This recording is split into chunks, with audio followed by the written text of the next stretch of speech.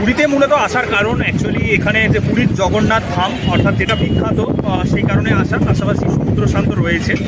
সমুদ্র স্নানের কথা যদি বলা হয় সেটা দেখা যায় যে আমাদের পশ্চিমবঙ্গের মধ্যেই রয়েছে পূর্ব মেদিনীপুরের দীঘা, অর্থাৎ দীঘাও অনেকবার এসেছি, অর্থাৎ পুরী এই ফার্স্ট টাইম এলাম। প্রচুর আনন্দ উপভোগ করছি যে সমুদ্র সৈকত রয়েছে, যে পাড় রয়েছে, সেই পাড়েতে কিন্তু কোনো প্রকার বোল্ডার বা কোনো প্রকার পাথর নেই, সেই কারণে অনায়াসে এখানে কিন্তু চান করা যাচ্ছে, সমুদ্র স্নান করা যাচ্ছে। পাশাপাশি যে এখানে অপূর্ব যে জগন্নাথ মন্দির, সেই জগন্নাথ মন্দির দেখার জন্য ভারতবর্ষের বিভিন্ন প্রান্ত থেকে মানুষজন ভিড় জমায়। এই মুহূর্তে আমি দেখতে পাচ্ছি যে প্রচুর মানুষজন এখানে এসে তারা সমুদ্র স্নান করছে, পাশাপাশি সমুদ্রের যে চারপাশে যে সমুদ্রের হাওয়া অর্থাৎ পুকুরে হাওয়া, সমুদ্রের ঢেউ সেটা কিন্তু উপভোগ করছে। পাশাপাশি বিভিন্ন দোকানপত্র রয়েছে, তারা সেখান থেকে বিভিন্ন খাবার দাবার, বিভিন্ন খেলনা, বিভিন্ন সরঞ্জাম তারা কেনাকাটা করছে।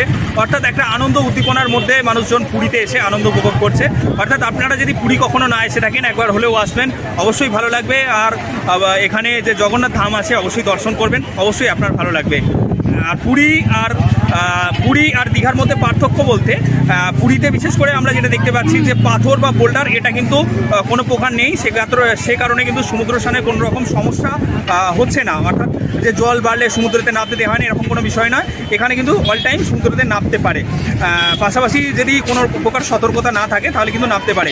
কিন্তু দীঘাতে দেখা যায় যে বেলা বাড়লে অনেক সময় জোয়ার এসে গেলে সেই সময় কিন্তু নামতে দেওয়া হয় না, কারণ সেখানে বোল্ডার রয়েছে, পাথর রয়েছে, যে কারণে সমুদ্রের ঢেউ লেগে অর্থাৎ ঢেউয়ের কারণে অনেকে ওই পাথরে পড়ে গিয়ে অনেক সময় কারো হাত পা ছড়ে যায়, হাত পা ভেঙে যায়, এরকম বিভিন্ন রকম দুর্ঘটনা ঘটে।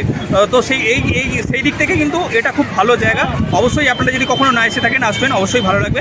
আমার নাম তপন কোটাল, আমি এসেছি খানাকুল থেকে।